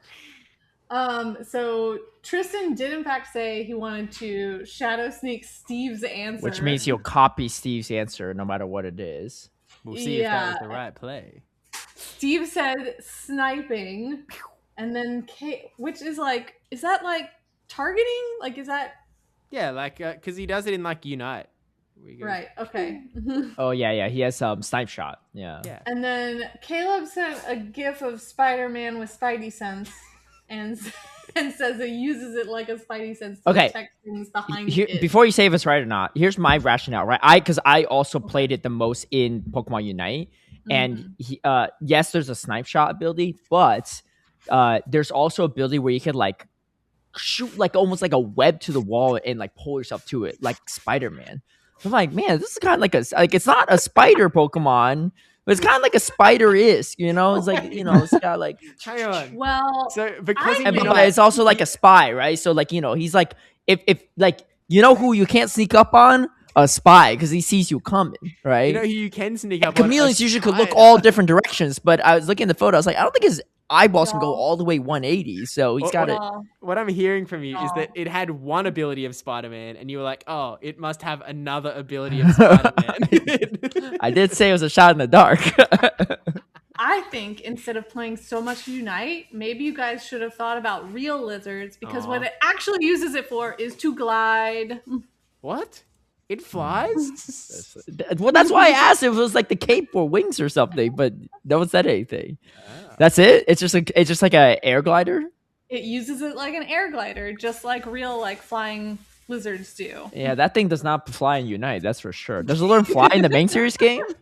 No, Well, gliding is not flying. gliding is not flying. Yeah, you're not wrong, but It's like if flying you with jump off a style. cliff and you're gliding all the way to the ground, I guess you're not flying. But I mean, there's people that do that, right? They use like those gliding things. I do not understand how they possibly land without breaking every bone and dying. But props to them for having that. Also, like I don't even know how you train up to do that for the first time. Like that'd be so scary, jumping off a cliff and just gliding around the air. Well, because you have to like understand more about air currents than you do about your own capabilities in flight. So it's like a flying squirrel essentially, but that's built as a lizard. Yeah, but there are flying lizards that use that exactly the same way. Wait, really? You say what flying lizard? lizards? Like real life? What do you mean gliding lizards? They're called flying lizards. Touché, Steve. The flying dragon. Yeah, you call out Kaz. Okay, well, I guess none of us get any points for that one. But wow, that is what one a terrible lifeline down. lifeline, Tristan. What a waste. Yeah. Well, I literally would have had been the biggest loser that one because you two would both get points, and me, I'm just sitting there with my spidey senses. Well, I had no clue at all, so I was like, well, unanswer is better than no answer. Yeah, I never would have got gliding, frankly. Like I was really going like, I don't know, it happens in Pokemon Unite, man. Maybe there's like some thing. I think there. like the gliding just seemed too obvious too. You know, I was just like, well, okay, if you think about it logically, what else would that thing? If you saw in a real lizard, what would it be used for? It'd probably be a gliding lizard. You know, if you saw those flaps on the real back of a lizard, what else would they do? Confuse predators or like, I don't know, hit something away. Or maybe, like... or sense predators from behind, you know, like they're built different. Maybe they're more sensitive. Who knows? I've sent an image in our chat so you can see what real. Oh, yeah. Those things are terrifying. I feel like I've seen. Also, they run kind of fast. They run kind of weird. They're like.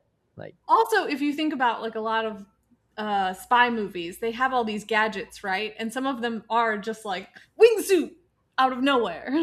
Yeah. So I'm just saying, maybe you should think less about Unite. I was thinking about Spider-Man. Reality. Reality. This is Pokemon. What you talking about? Caleb here mixed up Inteleon and Spite Ops, apparently. Yeah, but that's the great thing about Pokemon. They're based on real things most of the time. Yeah. Okay, but then anyway, like sometimes it's G-Max Lapras can hold 1,400 people on its back. So like a cruise ship.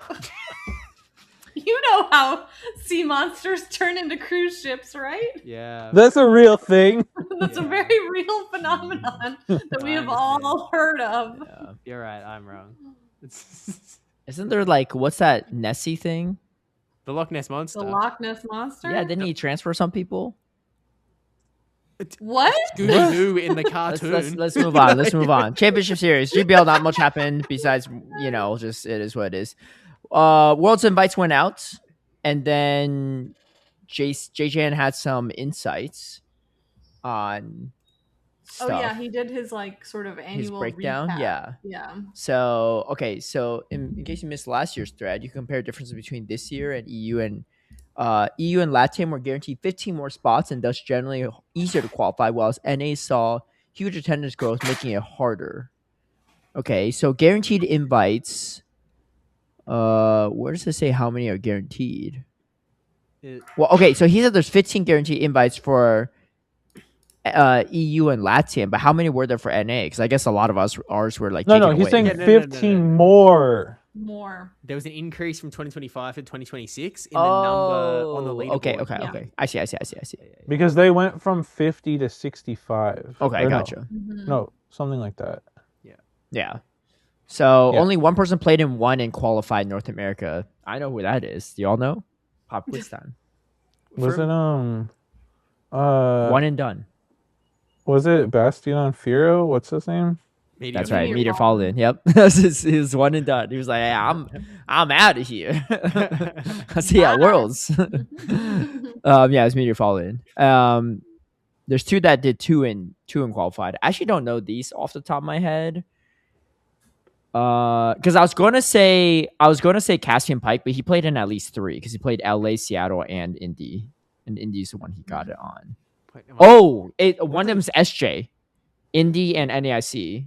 Yeah. Who's the other one that qualified after two? NA player. I think because most all the other NA like auto qualifies played a lot of tournaments. I think right, like Yeah. Arrow did a bunch, Dune did a bunch. Well, of course, Rise and everyone. Yeah, Rise did a bunch. It must have been. It could be based on just points though, because SJ, just like SJ. Wait, how many did Cyrano play? Well, No, Yeah, he played that's Vegas as seventh well. He played at tournament least 3. ever. He did Vegas, LA, Oh. and NSC at a minimum. He might have done more. Okay, than- okay. Yeah. Well, this is tough. It could Wait, be a what points about- person, but points is hard too, because Yeah. How many? SJ placed really high to even get the points needed. Unless they have a lot more local ones than SJ did. Yeah, I didn't have any local points. I don't think. It's not Rockhaven. He played in at least 3. He would be a good guess though, because he had a 3rd in Vegas. This is a tough one. It's a good pop quiz question though. Even if I look through Hold the on. list, I don't know. Oh, what? I have a guess, but I need to. Well, just say No. the guess. It's okay if you don't. Oh if no, you're I wrong. was way wrong. I was wondering. I didn't remember how much Torian had competed, so I Yeah, didn't yeah. know. if No, it was he played him. in quite a few. I Yeah, thought it Yeah. just didn't make top cuts until Yeah. NAC actually. But yeah, I don't know. Oh no, DHC played in 4. Simon DHC. Yeah, that's a tough one. I mean, okay, so who won all the tournaments? So September was Steiner, so that's not NA. Meteor, Vegas was Dune. Nothing in December. January was Toronto. Mm-hmm. and that was DHC, but he did more than that. February was Seattle, but that was what's his name?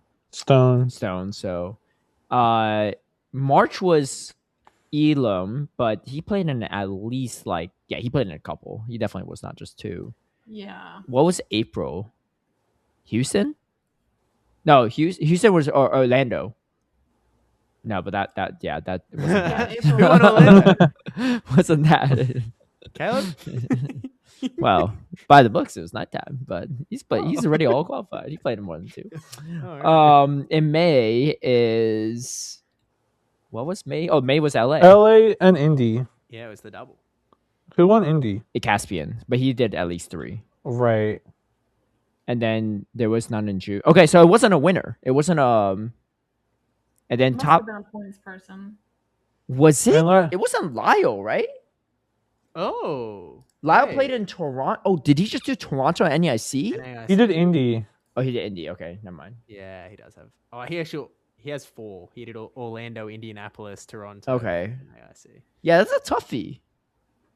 You know what? I'm gonna cheat. I'm gonna look at his sheet. Let me just All go right. to look at the sheet While and you're see. looking at that though, so it looks like, yeah. So then there was only 11 people that played in 3 events and qualified in NA. So most people in NA that qualified played 4 or more events. Oh, I've got it. It was Matt for real. Oh. Are you for real? Huh. I'm for real. He was 71st on the leaderboard. He got 325 points and he got 120.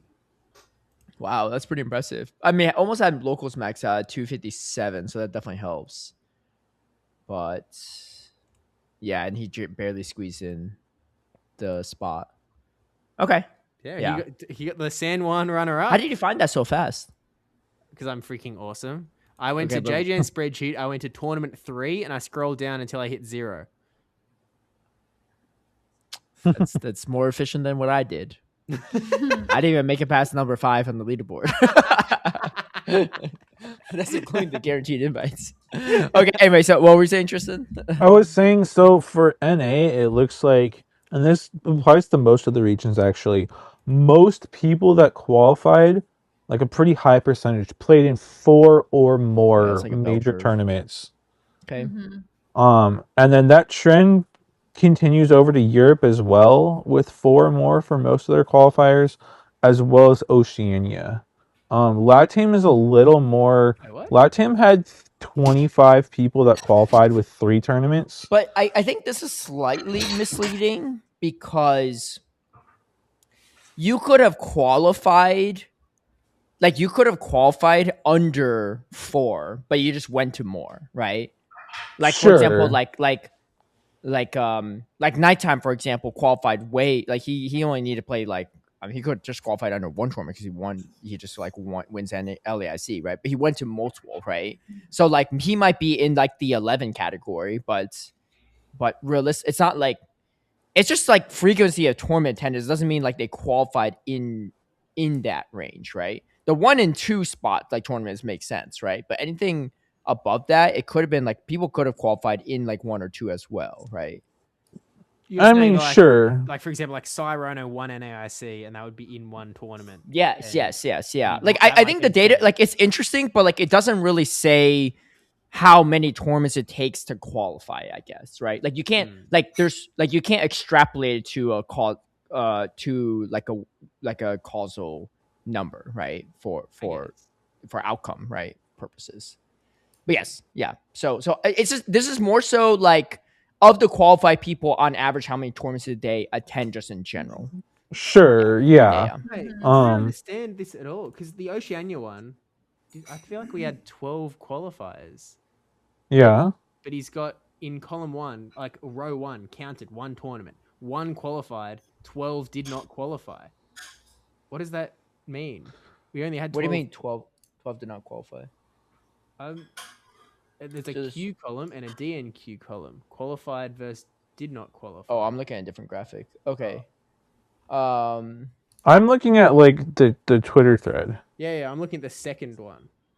Okay, Yeah. so the second one, it's so there's one person that qualified off of one tournament. It's saying. But why are there 12 people that did not qualify off of one tournament? I don't see that. I see what you're like, saying. There's one person in the Q column, move one cell to the right. Counted X. Wait, okay, so let me try to figure out what this means. So players who counted X number of tournaments, did they qualify? What does that mean, counted? Like, I think you played in that many tournaments. Okay, hold on. Because The actual Twitter message won. says in 2026 in North America, 8 out of 9 majors hit the 129 kicker compared to 3 for 9 in EU and Latin, meaning way more NA players were able to get points, and it required more.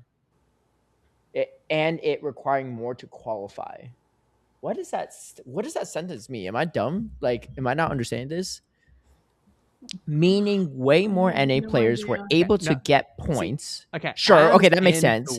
And it requiring more to qualify. Oh, I see what you're saying. So he's saying the overall threshold for qualifying in North America is higher because of the kicker. And so so the average amount of points in North America is higher. Yeah. So Right. I don't know. So how that this relates to graphic the says table. players who counted X number of tournaments, did they qualify excluding auto invitation? I still don't know if I understand what this is saying. I just don't. Based on stated qualification requirements and not accounting for ties, leaderboards, and offsides. Okay, let me look at this graphic clearly. Okay, so counted one tournament, did they qualify? Huh? Are you looking at the spreadsheet itself right No, we're now? looking at the graphic. No, graphic. It's No, the like second. It's the second graphic. reply. Yeah, it's the second graphic. Oh, okay. Maybe we just move qualified. on. Do not. This doesn't track. I don't get it. Maybe it's like if you got points at that many number of tournaments. Sis, I get it now. Okay. I think this implies this is what we were talking about earlier, where it's like how many people, like how soon did they qualify, right? How many number of tournaments did they qualify or not, right? Caleb, so but how do you make that qualification number though? No. I think it's how many tournaments you got points at. I think. What? No, but it says did they qualify? What is qualify? No, but it's saying the counted, I think, means did you actually get points at that many tournaments, is my guess. Okay. So, for example, so I went to, I think, like 5 tournaments. It was Pittsburgh, Vegas, Houston, Seattle, LA. I went to 5. I got points at 4 out of the 5. So I think you would count 4, is my guess. Because there's a 5 tournament cap, which is why the rows only go to 5. But Okay, so But you're then- right in that does seem to be what he's talking about. But my problem and the reason that I'm so confused is you go to row 1, counted 1 tournament. In qualified Oceania, there is 1, and in did not qualify, there are 12. There are only 12 people that qualified in Oceania. So how are there 13 people here? Oh, I see what you're saying. So Oh. is this a goof? I don't Am I being know. thrown off by a goof? Oh, okay. So I see what you're saying. So out of like for people that went to for people that only went to one tournament in North America, of the 123 that qualified, none of them outside of all qualifications, no one qualified just off of one tournament by itself. That was I have a points from one tournament. Of a Based points on of points. one Yeah. tournament. Yeah. So that's in the my reading. second, but then why is the second column for NA? Because I thought there's only 2 people in NA that qualified going to 2 tournaments. Why does it say 3 qualified? I mean, the 39 did not qualify. Wait, what? Okay, now I'm lost. I don't understand. Yeah, I'm Guys, very I confused think by that this we take the graphic. L and we move on. All right, Jjan, Yeah. we appreciate your insights on this too. I'm sure there's something really cool about it, but I'm just not really fully understanding. Wait, someone did actually leave a comment on this one. Let me see what they said. All right, so Silent Beast asks, does counted X number of tournaments refer to the number of tournaments from which a given player got points? He said yes. Cool. Thanks Yeah, for that's what I was explanation saying. for compiling Yeah, all this. yeah, you're Wait, right so explain the graphic to me. Okay, so I'm just gonna like for example, I'm just gonna look at the 2025 for comparison. Okay. So last year in NA, Mhm. there was one person that counted one tournament and qualified. That was me. I went to 5 tournaments last year, but only got points at 1, which was NAIC. Okay. Does that follow? Oh. Sure. Okay. Yeah, I understand. So this so one out of thing. so there was 134 people that essentially qualified without the auto qualification.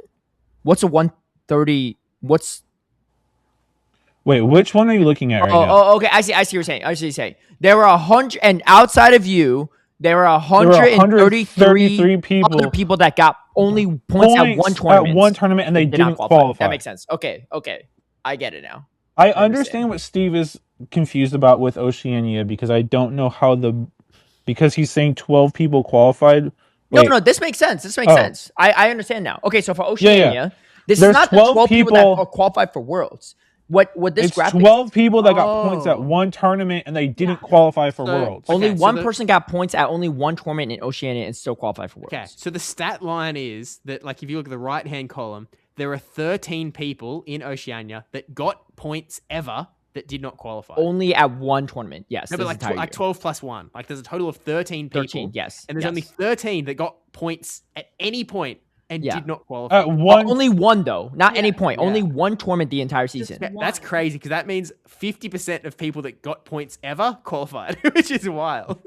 Yeah. But Wait, what do you okay. mean? 50% of people that qualify? Because in the left-hand column, there's 12 people, and in the right-hand column, there's 13 people. And so there's 25 individual human beings that ever got points this entire Oh, in season. Oceania. Yeah. And Yeah. half of them qualified for Worlds. Yeah. Okay, now we get the graphic. We got there. Let's go. That's actually kind of cool though. Okay, Teamwork so makes the dream work. so I only got points. Oh, mine was kind of guaranteed because I got points at 4 out of my 5, so I'm in the 4 category, right? Oh, and no one failed that. No, 2 people failed that, but for the What? most part, Oh, like, sorry. I looked so at so 20. so I guess what it's Yeah, saying is like if you get points at 5 tournaments, you will Guaranteed. make it to Worlds no matter Yeah. what. Well, not guaranteed, but like that's the trend, right? Sure, From sure. last year and this year. 4 if you get points at 4 tournaments, you pretty much auto qualify except for in North America this year. Last year was yeah, 2 EU. people. Yeah, 1 person EU last year and 2 people in NA Yeah. this So for the year. most part, I if you got get points at at least 4 tournaments, you will have a very strong likelihood. I mean, obviously you do your locals and all that stuff, right? But Right, yeah. And probably the people, probably those 2 probably didn't have like any local points if I had to guess. yeah, probably because Mhm. I mean, because yeah, 4 plus or was they pretty just good. got absolute bare minimum. Well, what's Yeah. bare minimum? 100 points. Like 65th, 65th, 65th, 65th. Yeah. And That's still like 100 points each or something. So That's like what? that's 400, and then yeah, you need local points for sure. Okay. Yeah. So like so far between these first two sets of like tables, like the vibe I'm getting is like obviously local points matter for sure, which we knew, and it also seems like if you want to have a good chance of qualifying for Worlds, if you can, obviously I know time and money are big factors, but it seems like going to at least 4 tournaments increases your chances. And obviously more than that you can go to, the better, because if you can more get importantly, points. it's not about going to more tournaments. You need to get points at the tournaments. You go to 10 tournaments and not get points at like get points at 3 of them. Well, sure, but I'm right? saying the previous graphic was showing most people that went to 4 or more tournaments. Like most of the qualifiers went to 4 or more tournaments. In most of the regions. Yes, but those include people below the 4 too, right? Like the people in the 3 category, the 2 category can also be people in that 4 category, right? That's the distinguishing factor. Like they don't overlap. I mean, there's overlap, but they're not like 1 for 1, right? You know what I'm saying? Wait, what? No, I'm talking about the... Because this 4 is only 4 that you got points in, right? But the previous graphic shows that the majority of people went to 4, right? But that's not. But yours. But you can't. Well, yeah, I'm separating them. I'm just saying most people that qualified attended 4 or more tournaments. Yes, and then because it includes people that separately qualified under 3 or 2 or even 1, right? No. I'm looking at the previous graphic. Okay. And if you look at the numbers that qualified, like look at NA, people that went to 3 or less tournaments, only 11 plus 2 plus 1. So that's 14 out of the 87 people in NA went to 3 or less tournaments that qualified. Yeah. So that means most people that qualified attended 4 or more tournaments. The math's out. But I mean, you can take it a step further, and most people that qualified attended 5 or more tournaments. You can throw 20 on that part. Yeah. I mean, that's true, I guess. But the moral of the story is it doesn't matter how many tournaments you go to. You need to perform at least 4 tournaments, is what I'm saying. I mean, sure. Like, because I tell, like, I guess, like, I get what you're saying, but, like, I don't think it's helpful for a newer player if I tell them, I was like, hey, they're getting to circuit. I'll be like, yeah, I mean, if you go to 4 like, the majority of people qualified it just by going to 4 tournaments. I mean, this person that's new is going to go to 4 tournaments and not get points at any and be like, well, what the heck? Like, I didn't qualify. So I was like, yeah, well, you more importantly, you need to perform at all the tournaments, right? Like, right, I think sure. The more important stat line is, regardless of how many tournaments you go to, you need to get at least points at 4 of them, right?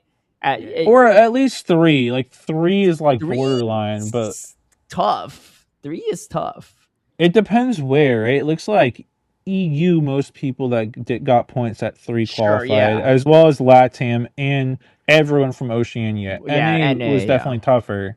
Like if they only counted 3 of my tournaments, I probably don't make Worlds. Okay, wait. Important caveat: the whole like it's harder in NA. Clearly, it actually goes the other way because it's easier to get points in NA because the kicker is lower.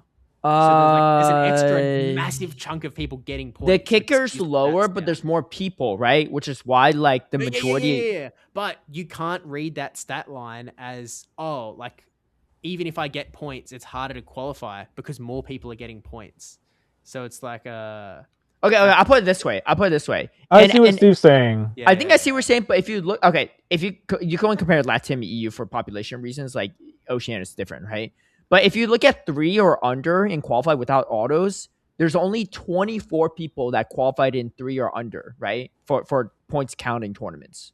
Yeah. Tournaments that counted points. There's only 24. For EU, there's 30. And for LATAM, there's 38. So what that means is... In EU and LATAM, it's harder to get points because you have to get all the way up to, like, say, top 16 instead of top 64 or whatever type deal.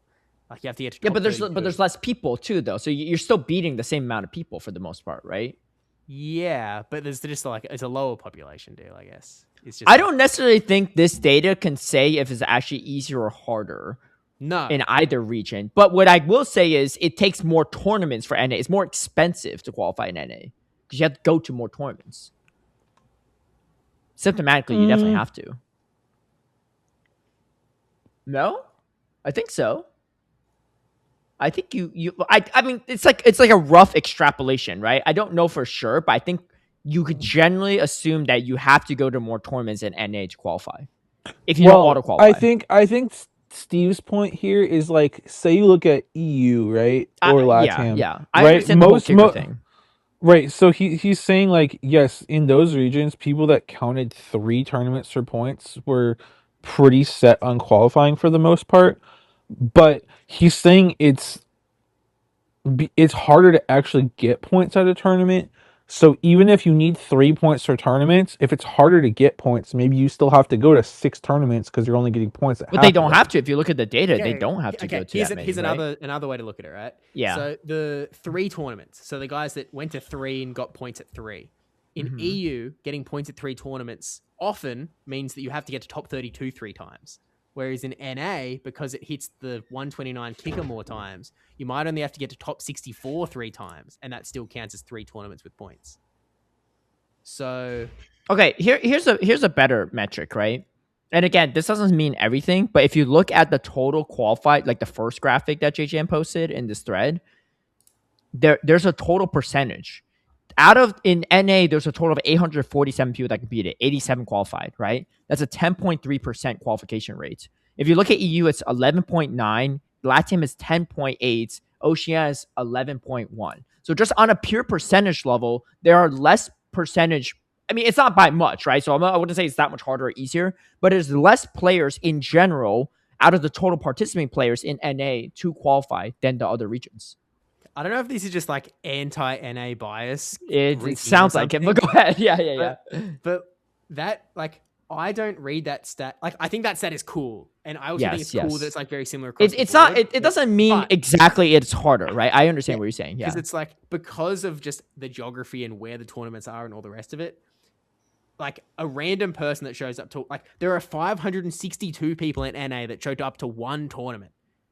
That feels like that doesn't mean anything in terms of like how hard it is to qualify, right? Because that's okay. Well, okay. Let me almost like don't matter in the. Let me do some quick maths for you, real quick, right? Because I don't know the results, right? So I'm just going to calculate myself. So 562 out of the total amount of participating players is 66% of people only went to 1 tournament. Yeah. Sorry. No. It's actually 563 because the one person that qualified, right? Yeah. So 563. It's still 66%. I don't know why I thought the one would actually make that much. 66%, right? Only went to one. This is like Anacor. 66%. With his calculator. 60. Yeah. Anyway, yes. Yeah. You're not wrong. All right, but I realized it much faster than Anacor did. All right. So in Europe, 401 people only went to only 1 tournament. So that is around 64%. Okay. And then in Latin America, it's 482 out of 684. That's 70%. Mm-hmm. And then in Oceania, it's 78 out of 108. It's 72%. So if anything, Oceania, Steve, is the region where the majority of the more that number highest percentage of players only go to 1 tournament. Yeah, because it's so spread out. It makes sense. But also, but that's your argument for North America. You guys are spread out. I think that population is sort of meaningless, but also that isn't the total number. You have to add the qualified number as well. I did. What do you mean the qualified number? There's only one person. It's 78 instead of 77. What do you mean? What? Instead of 847, it's 847 plus 87. Oh, I see. Wait, no. Hold on. Actually, I did it wrong. The right-hand column, the players, is just total players. Yeah. So actually, I shouldn't have added the 1. Yeah, you're right.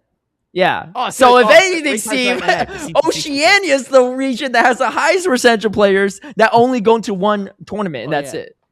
Yeah, and I did this. I made a pie chart once, and I don't remember. I don't think I posted it anywhere. But it was like looking at how many people go to 1 tournament, 2 tournament, or 3 tournament, and like mix and match and whatnot. Sure. And Oceania is so whack. And there's a graphic that I actually have a problem with later from Jjan that I don't understand, or like it doesn't quite check out to me, because it's like 2 of them capped, and the cap is like anyone that wants to play is sort of just getting in. People play in their own city, and it's like I just Oceania doesn't mean anything to me in this sense. In like, I'm just gonna clip that where Steve says Oceania doesn't mean anything to me, and just clip it there. No. But anyway, so back to your point, Steve. Well, your point was NA. Okay, no. You don't take the numbers for NA as seriously because there's more NA people that go to only one-off tournaments, right? Okay, that was percentage-wise. Cherry-picked example of like the overall point is I don't think that this data there's a conclusion in it because like these are just like random human beings that aren't necessarily going for qualifying for Worlds. Yeah, but the most amount of random human beings not going to qualification for Worlds is actually from your region, Oceania.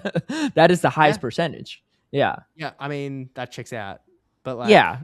I think I'm not saying that like, oh, so therefore NA is the worst out of all of them. I'm just saying that like the stat doesn't mean a lot to me in general. I don't know. Like, to be fair, like it's hard to say like which region it truly is harder to qualify out of the 4 TPCI regions. But I think for the most part for NA, you can make the conclusion that you have to spend more money to travel to more tournaments to qualify. Agree. Yeah. Which sure. and travel in the US is probably. It's definitely more expensive in Latin America and Europe. Well, definitely Europe. Europe's like very like LATAM. It depends. LATAM maybe. I think LATAM money goes less far as well. Generally, it goes less far, and it's like it depends where you live, right? Like obviously Brazil has a lot of regionals, but if you're living in like Chile only has like I think one tournament maybe. Yeah. And if you're in like Ecuador or something, like you have like no tournaments, right? Like. Yeah. And then Oceania has a similar issue with US, except. The thing with Oceania technically is probably the cheapest because you only have so many tournaments. So like you can't you go to every regional in Oceania, you have a good chance of qualifying because Oceania is the cheapest, but I think it might be the hardest to qualify on the bounds that you need to perform. Like if you botch a tournament, it could be Jova for you. As opposed to in NA, if you botch a tournament. Well, that's where that second graphic comes in handy for us. Also, Kaz does have to go. Yes, I actually have to go too. So we will actually end it here and pick off on this more. We have, dude. No, I shout out to Jjan too. I love these insights because this is like very good at conversation starters and also just in general. There's great breakdowns. I mean, I probably can't like post all the graphics on the podcast. When someone else breaks down the information for me because I'm not a stats person. Yeah. But these are cool stats, though. I mean, great. All that's all. In conclusion, it's hard to actually extrapolate which region is truly harder to qualify from. Like, there's just way too many other factors. But I think you could make a little bit of some like, conclusions on which regions have to go to more tournaments, right, and which are less. Like, obviously, Oceania, there's only 3 tournaments you could go to, so that is probably going to be. 4. Well, 4? Was there 4? Oh, my bad. Well, it's 4. Auckland, but That was yeah, right. I forgot about Auckland. Yeah. But yeah. So I mean, if you look at it though, out of the people that qualified, only one person went to 4 events. Only one person got points at 4 events. Oh, true. Yeah, sorry, my bad. Mm-hmm. Yeah, got points at 4 events. Yeah. Okay. Well, anyway, very interesting data. Yeah. Okay. One person went to 5 events, but most.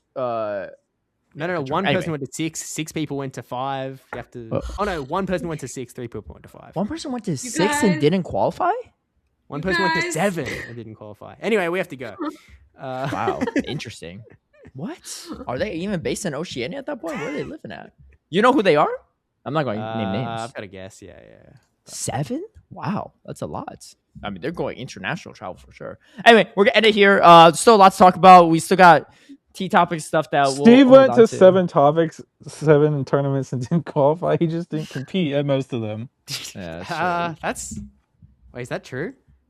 I think I know. 4 in Oceania, NAIC, 6, and I competed at 2. So someone traveled even more than you from Oceania. That's crazy. Okay, bye. All right, anyway, we'll end it here. We'll catch you all next week. Yeah, no, I lied. I did 7. I did LAIC. So yeah. Oh yeah. All right. Anyway. Catch you all later. Peace.